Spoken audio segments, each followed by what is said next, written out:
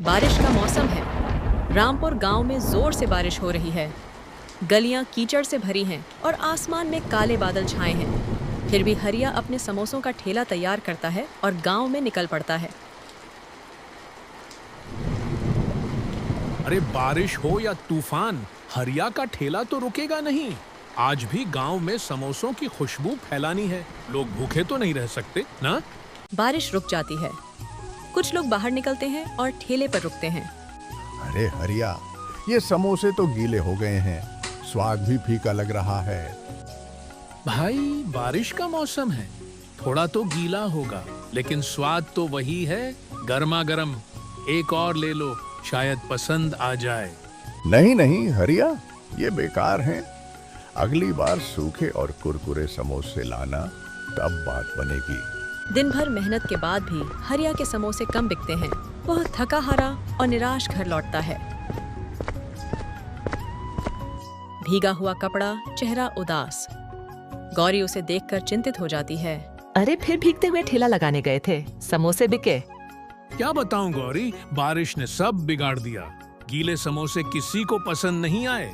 गौरी सोच में पड़ जाती है। रोज रोज ऐसा रहा तो खर्चा कैसे चलेगा? कुछ और सोचना पड़ेगा। हाँ, लेकिन हार नहीं माननी। कल फिर कोशिश करूंगा।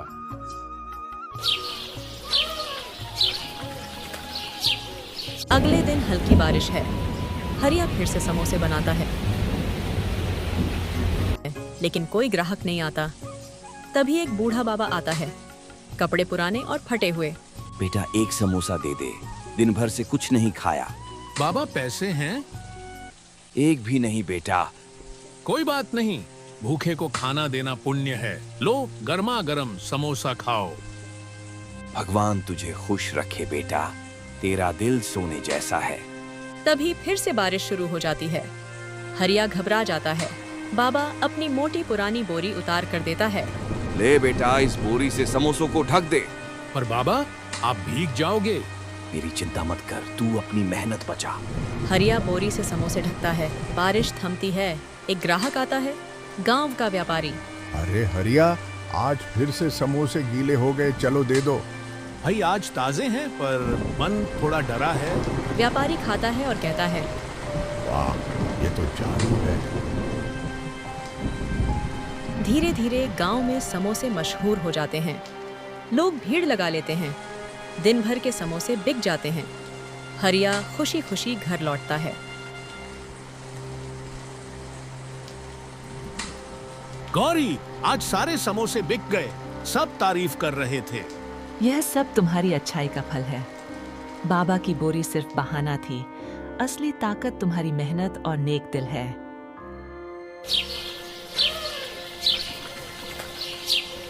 कुछ दिन बाद फिर बारिश होती है। हरिया इस बार बाजार से नई छतरी लाता है। ठेले पर लगाता है, लेकिन समोसे वैसा स्वाद नहीं दे पाते। पहले जैसा स्वाद नहीं है हरिया। हरिया सोच में पड़ जाता है। उसे बाबा की बोरी याद आती है।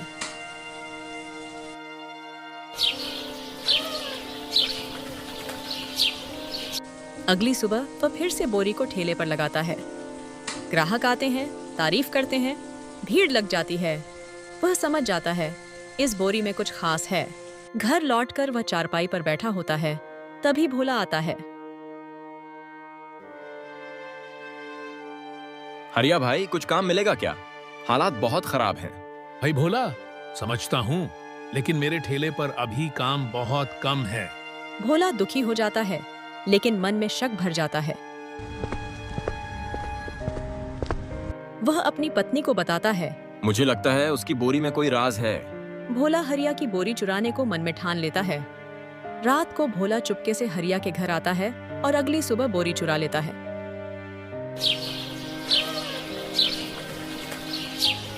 घर जाकर भोला बोरी को जमीन पर रखता है और कहता है, बोरी, आटा निकाल, सोना निकाल, कुछ तो निकाल।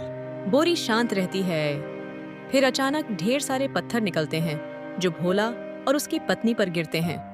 दोनों दब जाते हैं। हरिया की ईमानदारी और दया को ऊपर वाले का साथ मिला। वहीं भोला को लालच और चोरी की सजा मिली।